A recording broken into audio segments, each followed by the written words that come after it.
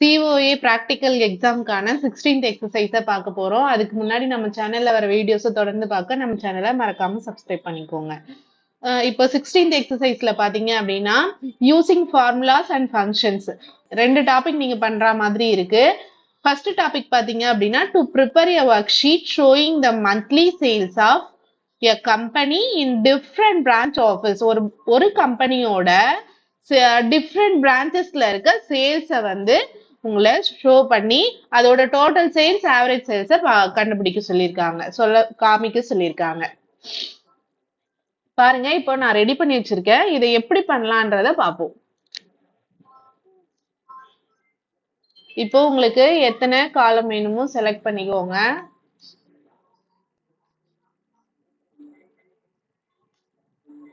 Monthly sales type பண்ணிட்டு அது எவ்வளவு ஸ்பேஸுக்கு வேணும். மெட்ஸ் இங்க பாருங்க, இந்த இடத்துல ஹோம்லயே மெட்ஸ் சென்டர்னு இருக்கு, அந்த ஆப்ஷனை கிளிக் பண்ணிக்கோங்க. அப்படி கிளிக் பண்ணீங்க அப்படின்னா சைஸ்க்கு ஏத்த மாதிரி அது மெர்ஜ் ஆயிடும். நெக்ஸ்ட் பாத்தீங்க அப்படின்னா இப்போ அதே மெட்ஸ் சென்டர்னு கொடுத்துட்டு இங்க வந்து ஓவரால், அதாவது ஓவரால் சேல்ஸ் எவ்வளவு இருக்கு அப்படின்றத நம்ம பார்க்க போறோம். மந்த்லி சேல்ஸ்ன்னு கொடுத்தாச்சு. கீழே பிரான்ச் நேம்ஸ்,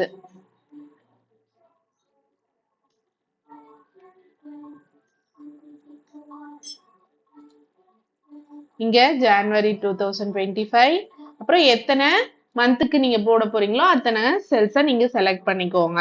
செலக்ட் பண்ணிட்டு அங்க உள்ள ட்ராக் பண்ணீங்க அப்படின்னா ஆட்டோமேட்டிக்கா அங்க நெக்ஸ்ட் மந்த் வந்துடும். அடுத்து டோட்டல் சேல்ஸ் ஆவரேஜ் சேல்ஸ் ரெண்டு தானே கண்டுபிடிக்க சொல்லியிருக்காங்க, அதை நம்ம டைப் பண்ணிக்கிறோம். நெக்ஸ்ட் என்னென்ன பிரான்ச்சஸ் டைப் பண்ணிக்கோங்க.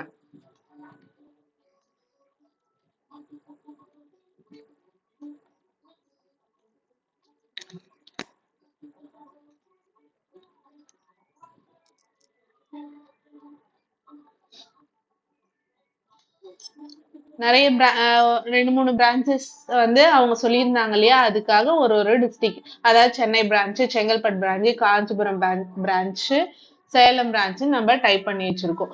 டைப் பண்ணிட்டு இங்க பாருங்க, இங்க பார்டர்ஸ்ன்னு இருக்கும். நீங்க இந்த டேபிளுக்கு என்ன மாதிரியான பார்டர்ஸ் கொடுக்க போறீங்க அப்படின்றத செலக்ட் பண்ணும். இங்க பாருங்க, ஆல் பார்டர்ஸ், எல்லாத்துக்கும் பார்டர் வேணும். கொடுத்துட்டு பாருங்க, இந்த மந்த்லி சேல்ஸுக்கும் ஓவரால் சேல்ஸுக்கும் நம்ம கலர் கொடுக்க போறோம். ஏன்னா கொஞ்சம் உங்களுக்கு விஷுவலா பார்க்க நல்லா இருக்கும் இல்லைங்களா, நீங்க கிரியேட் பண்ண டேபிளுக்கு பேக் பண்ணி அங்க கலர்ஸ் கொடுத்துக்கோங்க. கீழே பிரான்ச் சேல்ஸ், ஓவரால் சேல்ஸ் இருக்கு, இதுக்கேத்த மாதிரி கொஞ்சம் டிஃபர் பண்ணி கலர்ஸ் கொடுத்துக்கோங்க, உங்களோட விருப்பம் தான். கொடுத்துட்டு இப்போ இங்க ஒரு வேல்யூ டைப் பண்ணும். இந்த வேல்யூ ஒன்னொன்னுக்கும் நீங்க டைப் பண்ணிட்டே இருக்க முடியாது இல்லையா, அதனால ஒரு பர்டிகுலரா ஒரு வேல்யூஸ் வர்றதுக்கு ஈக்குவல் டு ரேண்ட் பிட்வீன் நீங்க செலக்ட் பண்ணிக்கோங்க. செலக்ட் பண்ணிட்டு ஒரு 10,000ல இருந்து 30,000க்குள்ள ஒரு ரேண்டமான வேல்யூஸ் நம்ம கொடுக்க போறோம். கொடுத்துட்டு என்டர் கொடுத்தீங்க அப்படின்னா என்டர் கொடுத்துருங்க, அங்க ஒரு வேல்யூ வந்துடும். அந்த வேல்யூ அப்படியே காப்பி பண்ணிக்கோங்க. காப்பி பண்ணிட்டு எத்தனை செல்லுக்கு இது வேணுமோ அத்தனை செல்லை நீங்க செலக்ட் பண்ணீங்க அப்படின்னா செலக்ட் பண்ணிட்டு Ctrl+V கொடுக்குறப்போ ஆட்டோமேட்டிக்கா அங்க வந்து வேல்யூஸ் வந்து உங்களுக்கு வந்துடும். எல்லாத்துக்கும் நீங்க டைப் பண்ணிட்டு இருக்க முடியாது இல்லைங்களா. ரேண்ட் பிட்வீன்னா ஒன்றும் இல்லை, அதுவாவே டிஃபால்ட்டா ஒரு அமௌண்ட்டை ஜென்ரேட் பண்ணிக்கும். அதுக்காக இப்போ எல்லா செல்லையும் செலக்ட் பண்ணி சென்டர் கொடுத்துக்கோங்க. கொடுத்துட்டு இப்போ நம்ம டோட்டல் சேல்ஸ் போக போறோம். இப்போ டோட்டல் சேல்ஸ்க்கான ஃபார்முலா பார்ப்போம். ஈக்குவல் டு சம் கொடுத்துட்டு நீங்க எந்த வேல்யூஸ் வரைக்கும் நீங்க ஆட் பண்ண போறீங்களோ அதை ட்ராக் பண்ணிக்கோங்க. ட்ராக் பண்ணிட்டு என்டர் கொடுத்தீங்கன்னா அந்த டோட்டல் வேல்யூ வந்துடும்.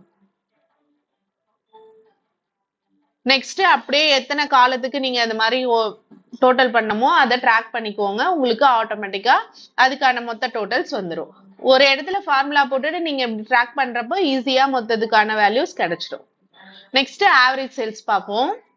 ஆவரேஜ் சேல்ஸ்க்கு ஈக்குவல் டு ஆவரேஜ் செலக்ட் பண்ணிக்கோங்க. செலக்ட் பண்ணிட்டு அதாவது இந்த 3 காலத்துக்கு தானே நம்ம ஆவரேஜ் சேல்ஸ் கண்டுபிடிக்க போறோம்.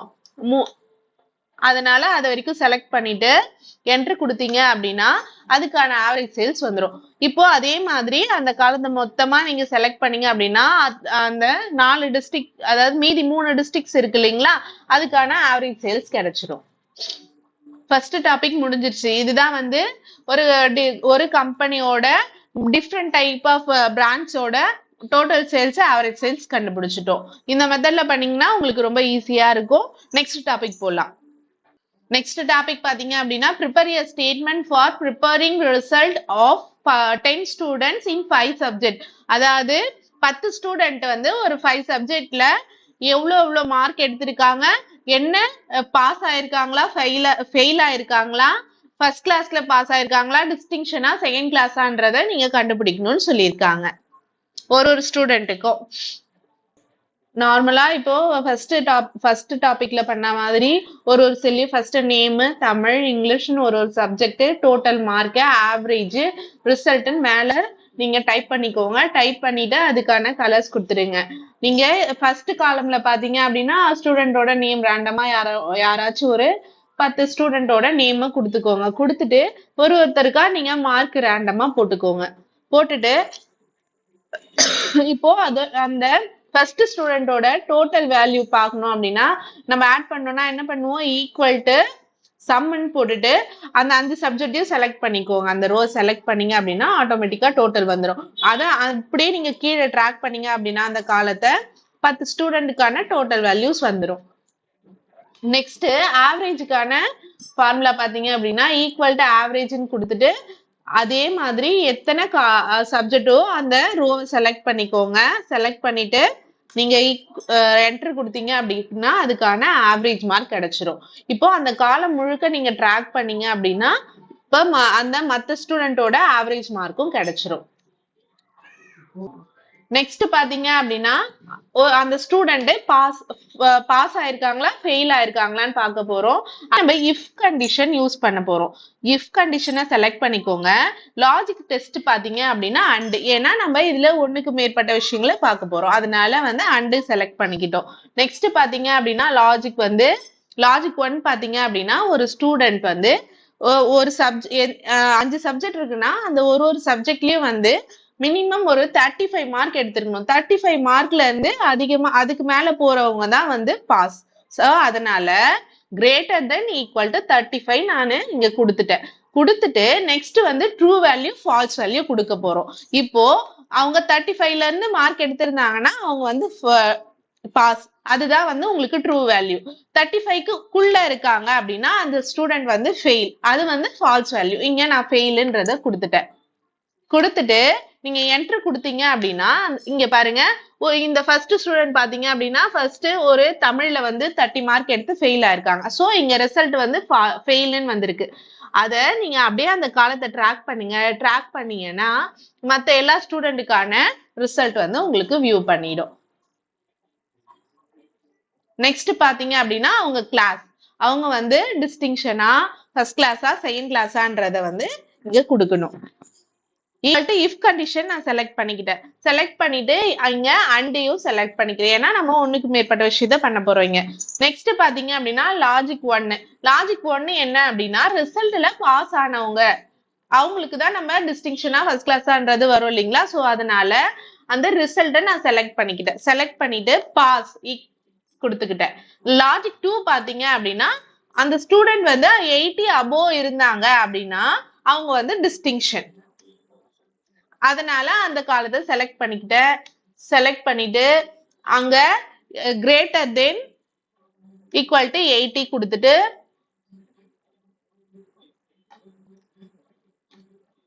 கமா டிஸ்டிங்ஷன் கொடுத்துக்கிறேன். கமா கொடுத்துட்டு டபுள் கொட்டேஷன் போட்டுக்கோங்க. டபுள் கொட்டேஷன் போட்டுட்டு இங்க வந்து அபோவ் 80 இருக்கவங்க என்னன்னு காட்டணும், டிஸ்டிங்ஷன் வரும் கிளாஸ். ஓகேங்களா. அதுக்கு அடுத்து பாத்தீங்க அப்படின்னா வேல்யூ இஃப் ஃபால்ஸ் அப்படின்னா அங்க ஃபெயில். ஓகேங்களா. அந்த இடத்துல ஃபெயிலுன்னா அவங்களுக்கு வந்து ரிசல்ட் வந்து ஃபெயிலுன்னு தான் வரும் அந்த கிளாஸஸ்ல. இப்போ நம்ம டிஸ்டிங்ஷனுக்கு மட்டும்தான் ஃபார்முலா போட்டோம், டிஸ்டிங்ஷனுக்கும் ஃபெயிலுக்கு மட்டும்தான் ஃபார்முலா போட்டோம். ஆனா ஃபர்ஸ்ட் கிளாஸ்க்கோ செகண்ட் கிளாஸ்க்கோ போடல. சோ அதனால என்ன ஆயிடுச்சு பாருங்க, நான் ட்ராக் பண்ணதும் டிஸ்டிங்ஷன் இருந்தா மட்டும் அங்க டிஸ்டிங்ஷன் காட்டுது, மத்த இடம் எல்லாமே என்ன ஆயிடுச்சு, ஃபெயில்னு காட்டுது. சோ இப்ப நம்ம என்ன பண்ண போறோம்னா அந்த ஃபார்முலால ஒரு சின்ன காப்பி பேஸ்ட் தான் பண்ண போறோம். அது எப்படின்னு பாப்போம்.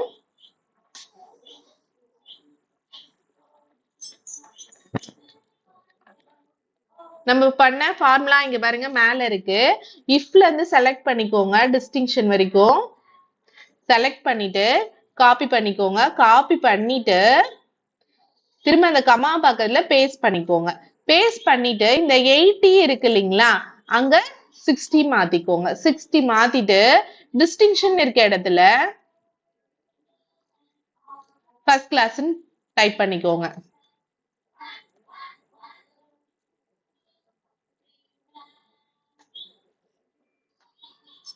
நெக்ஸ்ட் அதே மாதிரி இஃப்ல இருந்து காப்பி பண்ணி திரும்ப பேஸ்ட் பண்ணிக்கோங்க.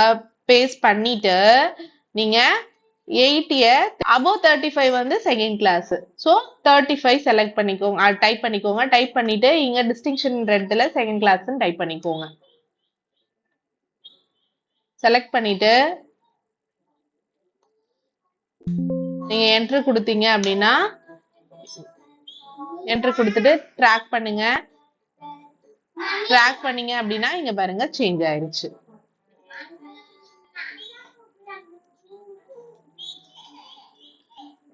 எக்ஸாம்பிளுக்கு நான் இங்க 50 மார்க்குன்னு சொல்லிட்டு கம்மி பண்றேன். இங்க பாருங்க ஆட்டோமேட்டிக்கா இங்க கிளாஸஸ் சேஞ்ச் ஆயிடுச்சு. இன்கேஸ் இங்க நான் ஃபெயில் மார்க் எதனா போடுறேன், சேஞ்ச் பண்றேன் அப்படின்னா அங்க கிளாஸஸ்ல ஃபெயில்னு சேஞ்ச் ஆயிடும். இன்கேஸ் நம்ம ஃபெயில் ஆன ஸ்டூடெண்டே இப்போ மார்க் சேஞ்ச் பண்றோம், 35 அப்படி 50 அப்படி கொடுக்குறோம் அப்படின்னா இங்க கிளாஸஸ் சேஞ்ச் ஆயிடும் அவங்களோட ஆவரேஜ்க்கு ஏத்த மாதிரி.